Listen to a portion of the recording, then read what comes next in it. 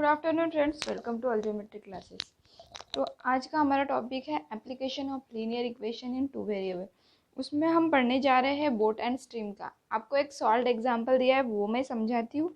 आपको एग्जांपल वगैरह नहीं है, अगर आया तो भी बोट एंड स्ट्रीम का हम एग्जांपल समझ लेते हैं, तो आपको एक प्रॉब्लम से सब समझ में आ जाएगा। ठीक है, तो ये सिंपली बोट एंड स्ट्रीम का एक एग्जाम्पल है।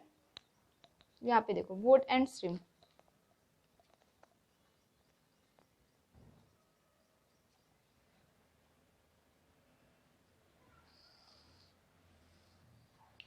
तो देखो, पहले हम टाइम एंड डिस्टेंस का ये देखते हैं। जब भी हमारी कार यानी कार चल रही रहती है, ये देखो ये कार है, सपोज कार इस रास्ते से from A to B travel कर रही है हमारी कार। ठीक है, तो अगर हमारी car A to B travel कर रही है तो डिस्टेंस क्या होगा हमारा? ए टू बी डिस्टेंस होगा, डिस्टेंस। और स्पीड ऑफ कार जो भी है x किलोमीटर पर आवर। ठीक है, x किलोमीटर पर आवर हमारा कार का स्पीड आ रहा है। तो अभी हमारा टाइम क्या लगेगा? हमें जो भी हमारा स्पीड और डिस्टेंस का रिलेशनशिप हमने पहले ही पढ़ा है और साइंस में भी पढ़ा है। ठीक है, तो distance is equals to speed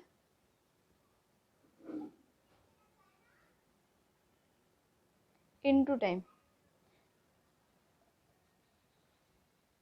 ठीक है, तो speed equals to distance upon time.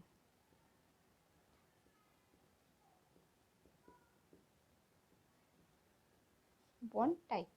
तो टाइम देखो, यहाँ पे टाइम हमें निकालना है। अगर हमने A to B distance travel करने के लिए कितना टाइम लगा, हमें पूछा क्या कहीं पे भी।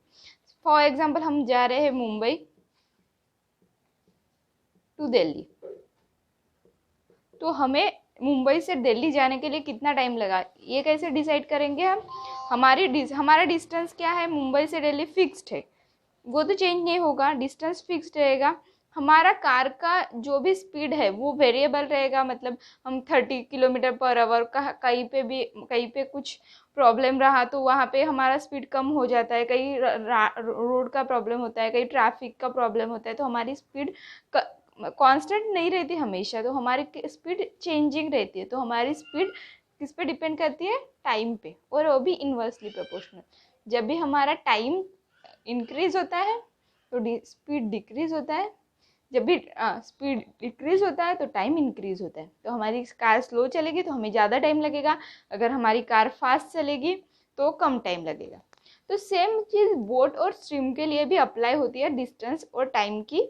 लेकिन स्ट्रीम के लिए एक अलग फैक्टर इम्पैक्ट करता है, क्योंकि वहाँ पे जो पानी रहता है, पानी उसका भी बहाव रहता है। अगर वो देखो, अगर कोई नदी है, नदी में आपको बोट से ट्रैवल करना है, ये हमारी बोट है, तो यहाँ से हमें ट्रैवल करना है, तो ये बोट कैसे ट्रैवल करेगी? या तो नदी के बहाव के साथ चलेगी, ठीक है, या तो अपोज में चलेगी।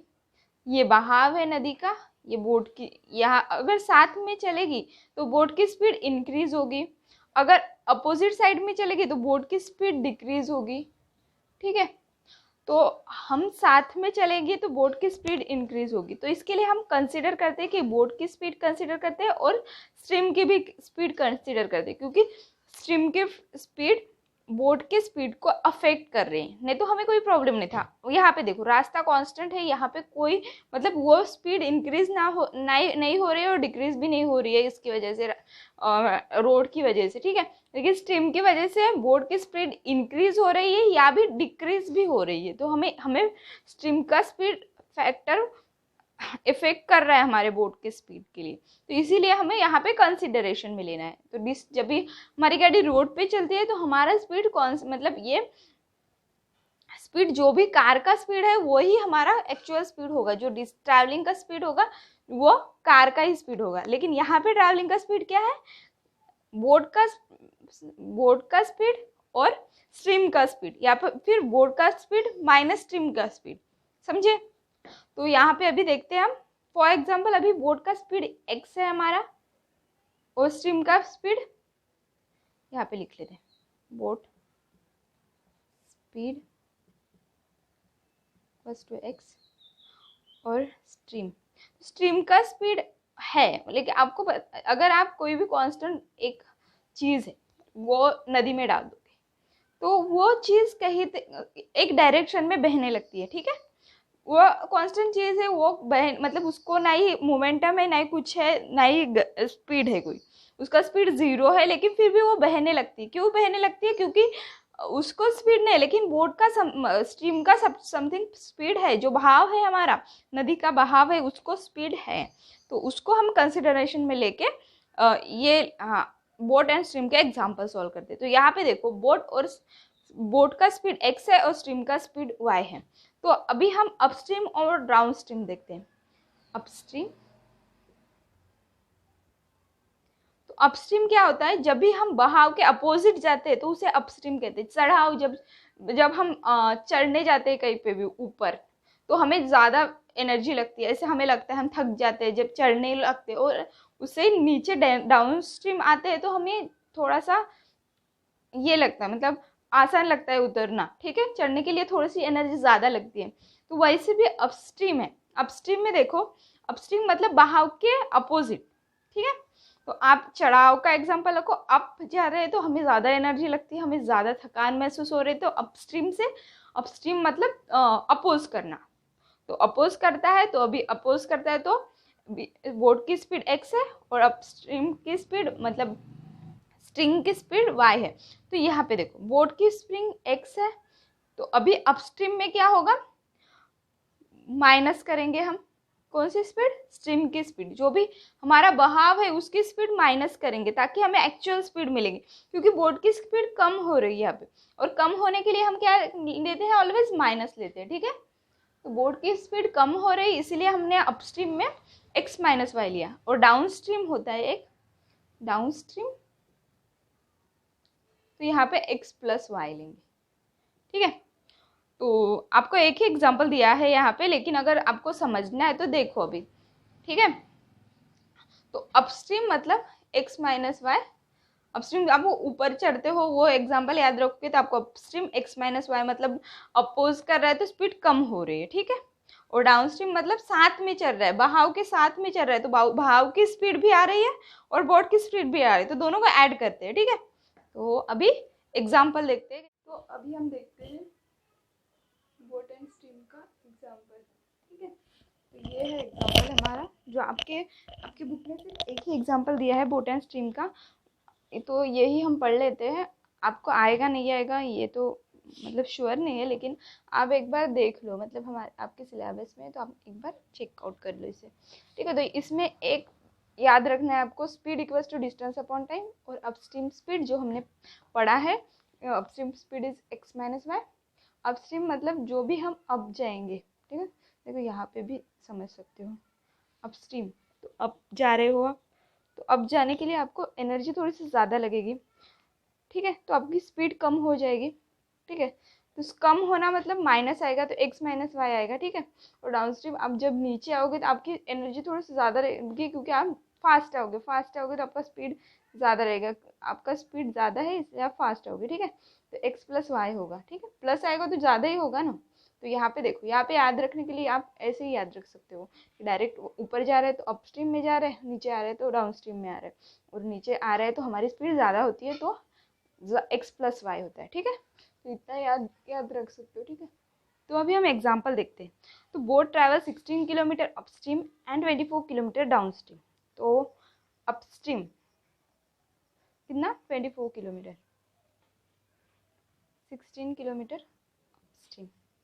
तो अपस्ट्रीम जाने के लिए स्पीड क्या होगी? Upstream speed equals to x minus y, और डाउनस्ट्रीम 24 किलोमीटर, तो स्पीड क्या होगी? x plus y. तो देखो यहाँ पे क्या किया, दोनों का डिस्टेंस जो भी आपने ट्रैवल किया है, ये वाला भी जो भी ट्रैवलिंग किया है आपने, वो सारा ट्रैवल करने के लिए आपको 6 आवर्स लगे, ठीक है। ये हमें गिवन है, तो अभी 6 आवर्स गिवन है, तो अगर आपको सेपरेट सेपरेट दोनों का टाइम निकालने पर आप 6 आवर्स लिख दोगे, मतलब 6 hour equals to upstream time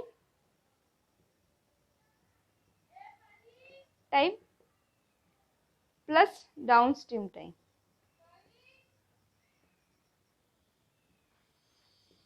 ठीक है। तो upstream time plus downstream time. अभी अपस्ट्रीम टाइम कैसे निकालोगे? Speed equals to distance upon time. Speed equals to distance upon time. तो अभी टाइम और स्पीड को क्रॉस में ले लेते हैं, तो टाइम इक्वल्स टू क्या आएगा? डिस्टेंस एज इट इज रहेगा, डिस्टेंस अपॉन स्पीड। ठीक है। तो हमें अपस्ट्रीम टाइम निकालने क्या लिखेगा? डिस्टेंस है, जो अपस्ट्रीम डिस्टेंस है वो, और अपस्ट्रीम स्पीड है। तो अपस्ट्रीम डिस्टेंस क्या है? 16, और अपस्ट्रीम स्पीड क्या है? x minus y. ठीक है। और डाउनस्ट्रीम डिस्टेंस क्या है? 24, और डाउनस्ट्रीम स्पीड क्या है? x plus y. तो ये सिंपली आ जाएगा 6। तो ये हमारी इक्वेशन मिल गई। ठीक है। तो ये स्पेशल फॉर्म है जो हमने नॉन लीनियर इक्वेशन को लीनियर इक्वेशन में कन्वर्ट किया है। जो भी x1 x minus y equals to m है, और 1 अपॉन x plus y equals to n, जो हमने पुट किया था वैल्यूज, फिर हमें लीनियर इक्वेशन मिलेगी। ठीक है। तो वो सिंपली याद रखो, आपको ऐसे ही कन्वर्ट करना है और बाद में उसको लिखना है। अगर आपको इतना समझ में आएगा तो ठीक है। आपको सिर्फ फॉर्मूला से आपको ये इक्वेशन बनाने का हमारा मोटो है आज का, क्योंकि बाकी का एग्जाम्पल हमने पूरा सॉल्व करके देखा है। ठीक है। तो हम सॉल्व कर सकते हैं। ठीक है। तो मैं ए वाला पार्ट सॉल्व करके देती हूँ, नेक्स्ट पार्ट आप खुद से निकालो। ठीक है। कोशिश करो जैसे मैं सॉल्व करती हूँ वैसे ही आप पूरा सॉल्व करना। अगर आपको पूरा आ जाएगा तो ठीक है, नहीं तो मैं फिर कमेंट बॉक्स में बोल देना। अगर कोई इसमें भी क्वेरी हो तो हम फिर से ट्राई करेंगे। ठीक है। तो अभी यहाँ पे देखो, हमें क्या निकालना है? टोटल टाइम गिवन है इक्वल्स टू अपस्ट्रीम टाइम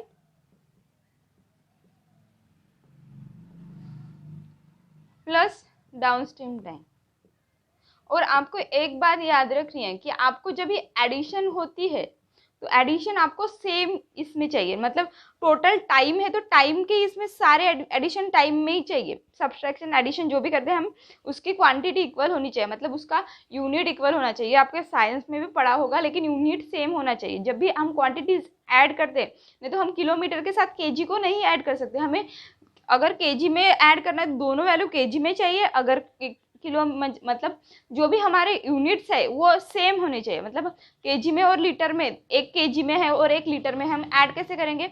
दोनों को केजी में, लीटर को केजी में कन्वर्ट करना पड़ेगा, या तो केजी को लीटर में कन्वर्ट करने का। वैसे भी हमें टाइम गिवन है तो हम टाइम को ही ऐड करेंगे। ठीक है। तो ये याद रखना, total time equals to upstream time plus downstream time. तो अपस्ट्रीम टाइम क्या हुआ? Upstream time equals to distance upon speed. यहाँ पे लिखते हैं distance upon speed equals to time. ये फॉर्मूला है। फॉर्मूला कहाँ से है? यहाँ से, जो हमारा स्टैंडर्डाइज फॉर्मूला है कलेक्ट करने का, तो उसको हम वेरियस टाइप से लिख सकते हैं। ठीक है। हमारे कंफर्टेबल के हिसाब से। हमें टाइम निकालना है तो हम टाइम के फॉर्म में निकालेंगे, अगर स्पीड निकालना होता है तो स्पीड के फॉर्म में लेते हैं। ठीक है। तो यहाँ पे देखो डिस्टेंस अपॉन स्पीड। तो डिस्टेंस क्या है? 16 किलोमीटर, और अपस्ट्रीम स्पीड क्या है? x minus y. Similarly downstream 24 and x plus y. ठीक है। तो यहाँ पे टोटल टाइम 6 आ गए। तो ये हमारी नॉर्मल इक्वेशन आ गई। अभी जो हमें नॉन लीनियर इक्वेशन आ गई, तो उसको लीनियर में कन्वर्ट कर दें। Put 1 upon x minus y equals to m and 1 upon x plus y equals to n। तो हमारी इक्वेशन क्या आएगी? 6 equals to 16 m plus 24 n। ठीक है। और यहाँ पे सेम निकालेंगे। यहाँ पे क्या है? 13 आवर्स टोटल टाइम है। ये फॉर्मूला यहाँ से देख लो ना। अपस्ट्रीम टाइम क्या है? 36। अपस्ट्रीम में क्या आएगा? x minus y plus downstream time क्या है? Downstream time 48 kilometre upon x plus y. ठीक है। तो यहाँ पे सिमिलरली पुट m n करेंगे तो वैसे ही आएगा 36 प्लस 48। तो ये इक्वेशन 2 है, इक्वेशन 1 है। तो दोनों इक्वेशन को देखो। अभी यहाँ पे m n, तो 24n और 48n, तो उसको 2 से मल्टीप्लाई किया इक्वेशन 1 को, तो वो 48n मिल जाएंगे और कोएफिशिएंट n के इक्वल हो जाएंगे। Multiply equation 1। ये हम फास्ट क्यों ले रहे हैं, हमने पहले पढ़ा है, ये पूरा पार्ट पढ़ा है, ठीक है। सिर्फ हमें ये इक्वेशन बनाने तक हमें अभी तक प्रॉब्लम था, बाकी सब हमने पढ़ा है, इसलिए हमें मतलब ये बार बार पढ़ रहे हैं, इसलिए मैं फास्ट पढ़ा रही हूँ, ठीक है। बाय 2 तो 12 32m plus 48n।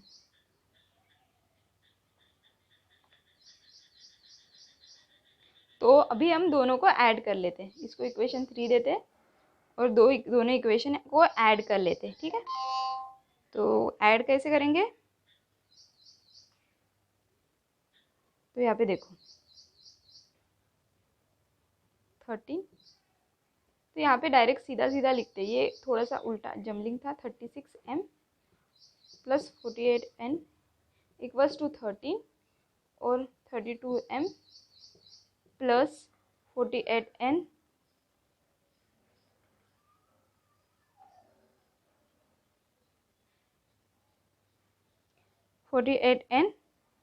Equals to क्या आएगा यहाँ पे 13 12, ठीक है। ये वाली क्वेश्चन की सॉरी। तो यहाँ पे देखो क्या आएगा, प्लस माइनस माइनस प्लस का माइनस, तो यहाँ पे ये कैंसिल आउट हो जाएगा। 4m इक्वल्स टू 1, तो m इक्वल्स टू 1/4, ठीक है। तो m की वैल्यू n अभी इक्वेशन में पुट करेंगे तो n इक्वल्स टू 12 आ जाएगा, ठीक है। अब पुट कर लेना, हमने पहले सॉल्व किया है इसीलिए मैं इसको ज़्यादा सॉल्व नहीं कर रही हूँ डीप में।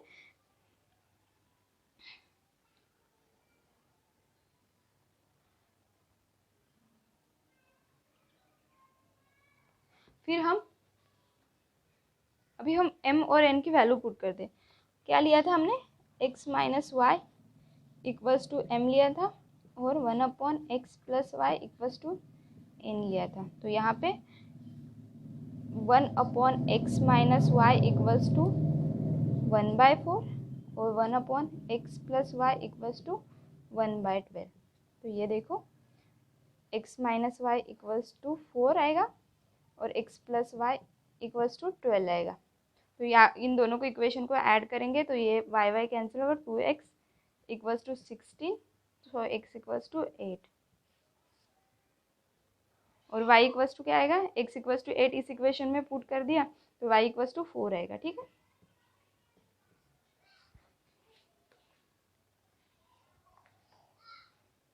ठीक है, y इक्वल्स टू 4 आएगा। तो अभी हमें क्या करना है, अपस्ट्रीम स्पीड और डाउनस्ट्रीम स्पीड निकालना है, ठीक है।